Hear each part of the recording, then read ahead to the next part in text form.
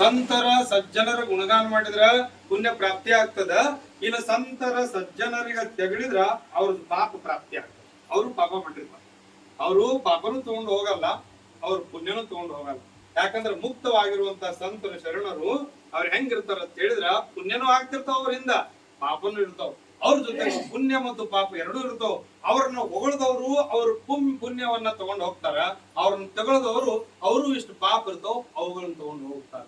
ಅದಕ್ಕಾಗಿ ತುಕೋಪರಾರ್ ಹೇಳ್ತಾರ, ಪುಣ್ಯವಂತವಾವೇ ಹೇತಾ ಸಜ್ಜನಾಚಿ ನಾವೇ. ಮಕ್ಕಳಿಗೆ ನಾವು ಹೇಳ್ಬೇಕು ಇಂಥದ್ದು ಮಾಡ್ರಿ ಅಂತ ಹೇಳಿ. ಮಾಡೋದ್ರಿಂದ ಏನಾಗ್ತದ ಆಗಲಿ ಅಪ್ಪರು ಹೇಳ್ತಿದ್ರು, ಸಣ್ಣವರಿದ್ದಾಗ ಮಕ್ಕಳಿಗೆ ಸಂಸ್ಕಾರ ಕಲಿಸ್ರಿ ಅಂದ್ರು. ಎಂತ ಅದ್ಭುತ ಅನುಭವದ ಮಾತುಗಳು. ಮಕ್ಕಳು ದೊಡ್ಡವಾದ ಮೇಲೆ ಆ ಮರ ಬೆಳೆದ ಮೇಲೆ ಮರನ್ನ ಬಗ್ಗೆ ಕಟ್ಲಿಕ್ಕೆ ಆಗೋದಿಲ್ಲ.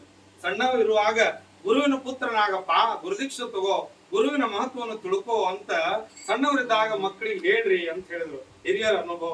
ಯಾಕಂತ ಹೇಳಿ ದೊಡ್ಡವ್ರ ಆದ್ಮೇಲೆ ನಾವ್ ಏನ್ ಹೇಳಿದ್ರು ಮಾತು ಕೇಳುದಿಲ್ಲ. ನೀ ಏನ್ ಮಾಡಿದ್ವಿ ಅನ್ನಂದ್ರ, ಈಗ ನೋಡ್ರಿ ಅವ್ರ ಅಪ್ಪ ಸಂತರಿದ್ರು, ಆ ಸಂತರಿರುವಂತ ಅಪ್ಪನ ಪುಣ್ಯಾರಾಧನೆ ಮಾಡಾಕತ್ತಾರೆ. ಏನ್ ಅದ್ಭುತ ನೋಡ್ರಿ. ಪುಣ್ಯ ಮಾಡ್ಯಾರ ಅಪ್ಪ. ಏನ್ ಪುಣ್ಯ ಮಾಡಿದ್ರು?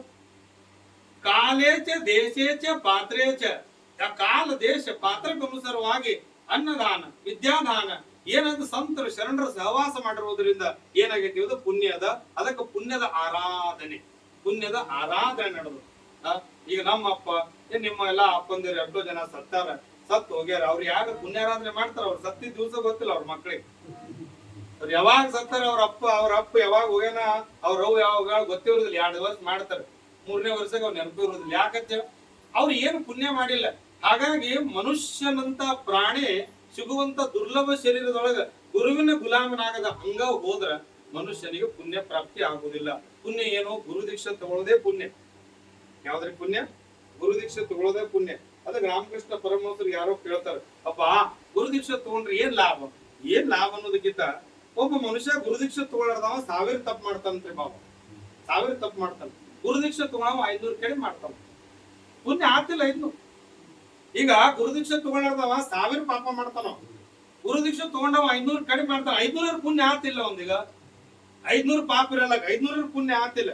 ಅದಕ್ಕಾಗಿ ಗುರು ದೀಕ್ಷೆ ತಗೊಂಡ ಮನುಷ್ಯ ಕೊರಳಾಗ ತಾಳಿ ಇದ್ದಾಕಿ ತಾಯಿ ಎಲ್ಲರಿಗೂ ನೋಡಿದ್ರು ಸಹ ಆ ತಾಳಿ ನೋಡಿದ ತಕ್ಷಣ ಗಂಡ ನೆನಪು ಬರ್ತಾನ.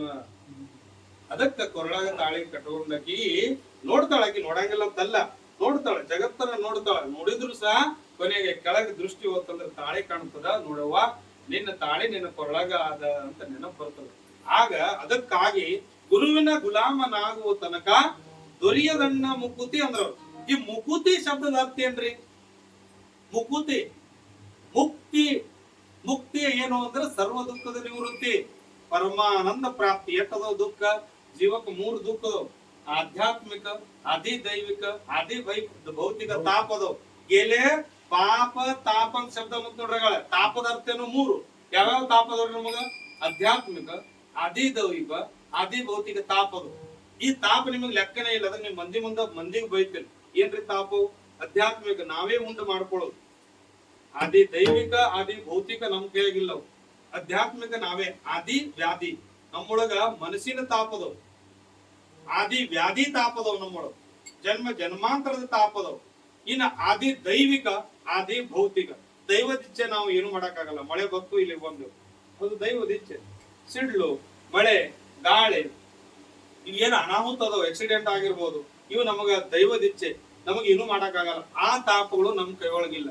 ಇನ್ನ ಆದಿ ಭೌತಿಕ ತಾಪ, ಭೂತ ಅಂದ್ರೆ 84 ಲಕ್ಷ ಜೀವರಾಶಿಗಳಿಂದ ತೊಂದರೆ ಅದ್ ನಮ್ಗೆ. ಹೆಂಡತಿ ಆಗಿರ್ಬೋದು, ಮಕ್ಕ ಆಗಿರ್ಬೋದು, ಅಣ್ಣತಮ್ಮರಾಗಿರ್ಬೋದು, ಊರನವರಾಗಿರ್ಬೋದು, ಯಾರು ಅಕ್ಕಪಕ್ಕದವರಾಗಿರ್ಬೋದು, ಜೀವರಾಶಿಗಳಾಗಿರ್ಬೋದು, ಹುಡಾ ಉಪ್ಪಡೆ ಆಗಿರ್ಬೋದು, ಅವರಿಂದ ತಾಪದ. ಇವು 3 ತಾಪ ಜೀವಕ್. ಖಾಲಿ ಪಾಪ ತಾಪ ತುಟಿ. ಯಾವಾಗ ಮುರಿತವ್ರು ಪಾಪಗಳು? ಸಂತರ ಬೆಟ್ಟ ಆದ್ರೆ ಮುರಿತಾವ ಅಂದ್ರವ್ರು. ಆ ಸಂತರ ಬೆಟ್ಟ ಆಗ್ಬೇಕಂದ್ರ ಮಕ್ಕಳಿಗೆ ಸಂಸ್ಕಾರ ಬೇಕಂದ್ರು ಗೀತಾ ಭಾಗವತ ಕಲತ್ರಲ್ಲಿ ಹೊಕ್ಕಾರ ಅವರು. ಗೀತಾ ಭಾಗವತ ಕಲಿಲಾರ್ದ ಏನ್ರ ಮೊಬೈಲ್ ಒಳಗೆ ರೀಲ್ಸ್ ನೋಡೋರು ಅವ್ರ ಯಾಕೆ ಹೊಕ್ಕಾರ? ಇಲ್ಲಿ ಹೋಗಂಗೇ ಇಲ್ಲ ಅವರು. ಅದಕ್ಕಾಗಿ ಮಕ್ಕಳಿಗೆ ಸಂಸ್ಕಾರ ಕೊಡ್ರಿ ಅನ್ನುವಂತ ಅವಂಗ. ಅದಕ್ಕೆ ತುಕೋಪರಾರ್ ಹೇಳ್ತಾರ, ಮನಿಯೊಳಗೆ 2 ಗ್ರಂಥ ತಗೊಂಡ್ಬಂದ್ ಇಡ್ರಿ. 8 ಜನ ಇಟ್ಟಿರಿ, ಪೂಜಾರ ಮಾಡ್ರಿ ತಗೊಂಬಂದ್. ಗೀತಾ ಭಾಗವತ ಅದವ್ರು ನಮ್ಮ ಮನ್ಯಾಗನವ್ರು ಇಲ್ಲಿ ಕೂತವ್ರು ಇಲ್ಲ. ಪಂಢರಪುರ್ಗೆ ಹೋಗುದು, ಕೌದಿ ತುರುದು, ಬುದಡಿ ತುರುದು, ಚಾದರ್ ತುರುದು, ಇಂಥವ್ ತಗೊಂಡ್ಬರುದು. ಪಂಢರಪುರ್ಗೆ ಹೋಗುದು, ಹೋಗಿ ಏನ್ ತಗೊಂಡ್ಬರುದು? ಇಳಿಗಿ ತಂದ್ಯ, ಕುಡ್ಗೋಲು ತಂದ್ಯ, ಚಾದರ್ ತಂದ್ಯ ಅಂತ ಇವ್ರು ಚಾಕು ತಂದೆ. ಏನ್ ಚಾಕು ಚುಕ್ತು ಕೊಂಡ್ರಬದ ಬಾರಿ ರೀ. ಏನ್ ತಂದೆ ಮಾಡೋರು ಚಾಕು ತಂದೆ, ಅಡಗು ತಂದೆ, ಚಾಕು ತಂದೆ, ಕತ್ರಿ ತಂದೆ. ಇವು ತಂದ್ರಿ ಏನ್ ಆತಾವ್? ಇವ್ಕ್ರಲಿಂದ ಏನ್ ಆಗ್ತದ? ಗೀತಾ ಭಾಗವತ್ ಪಂಡ್ರಪುರ್ ಹೋದ್ರ ಹೋಗವ್ರು 1,000 ರೂಪಾಯಿ ಬುಕ್ಸ್ ತರ್ಬೇಕು. ಹೋದ ತಕ್ಷಣ ನಾನ್ ನಿನ್ನೆ ಮನೆ ಪಂಡ್ರಪುರ್ 4 ದಿವಸ ಇದ್ದೆ. ಹೋದ ತಕ್ಷಣ ಅಲ್ಲೇ ಗುರುಗಳಂದ್ರು ಇಂತಿಂತ ಬುಕ್ಸ್ ನಿನ್ ಕಡೆ ಅದಾವೇನಂದ್ರು. ಇಲ್ಲ ಅಂದೆ. ಹೋಗಿ ನೋಡು 1,100 ರೂಪಾಯಿ ಬುಕ್ಸ್ ಖರೀದಿ ಮಾಡಿದ್ರು. ಏನ್ ಪಂಡ್ರಪುರ್ಲಿಂದ ಬುಕ್ಸ್ ಏನ್ ತಂದೆ ಅಂದ್ರು. ಏನೂ ತಂದಿಲ್ಲ. ಏನ್ ಫಳಾರಿ ಇವೆ ನೋಡಿ. ಬೇಕಾದ್ರೆ ಹೋದ್ರಿ ಬೇಡಾದ್ರೆ ಬಿಡ್ರಿ. ಫಳಾರಿ ಏನು ಅಂದ್ರೆ ಪುಸ್ತಕ, ಅವೇ ಫಳಾರ. ಏನದರಿಂದ?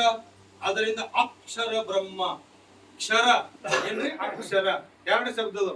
ಕ್ಷರ ನಾವು ತರು ಎಲ್ಲಾ ವಸ್ತುಗಳು ಕ್ಷರ. ಕ್ಷರ ಅಂದ್ರೆ ನಾಶ ಆಕ್ಕವ ಏನ್ರಿ? ಗ್ರಂಥ ಯಾಕೆ ಹೇಳಿದ್ರ ಅವರು? ಗೀತಾ ಭಾಗವತ ಲಕ್ಷ್ಯ ಕೊಡ್ರಿ ಈ ಕಡೆ. ಗೀತಾ ಭಾಗವತದೊಳಗ ಅಕ್ಷರ ಬ್ರಹ್ಮ ಅನ್ರಿ. ಏನದನ್ರಿ? ಅಕ್ಷರ ಬ್ರಹ್ಮ. ನಮ್ಮ ಮನಿಯೊಳಗ ಕ್ಷರ ಬ್ರಹ್ಮ. ಕ್ಷರ ಅಂದ್ರೆ ನಾಶವಾಗುವ ವಸ್ತು ಅದಾವು. ಆ ಗ್ರಂಥದೊಳಗ ಅಕ್ಷರ ಬ್ರಹ್ಮ. ಆ ಗ್ರಂಥದೊಳಗ ಅಕ್ಷರ ಬ್ರಹ್ಮ ನೀವು ತೆಗೆದು ನೋಡ್ರಿ. ತೆಗೆದ್ರ ಏನದ? ಅನನ್ಯ ಚಿಂತ ಎಂದೋ ಮಾಂ ಯೇ ಜನ ಪರ್ಯೋಪಾಸತೆ ತೇಷಾಂ ನಿತ್ಯಾಭಿಯುಕ್ತಾನಂ ಯೋಗಕ್ಷೇಮಂ ವಹಾಮ್ಯಂ. ಅನನ್ಯವಾಗಿ ನನ್ನ ಚಿಂತನೆ ಮಾಡುವವರು ಎಲ್ಲಾ ಕೆಲಸಗಳು ನಾನು ಮಾಡ್ತೀನಿ ಅಂತ ಪ್ರಮಾಣ ಮಾಡ್ಯಾರ. ಹೆಂಗ್ರಿ?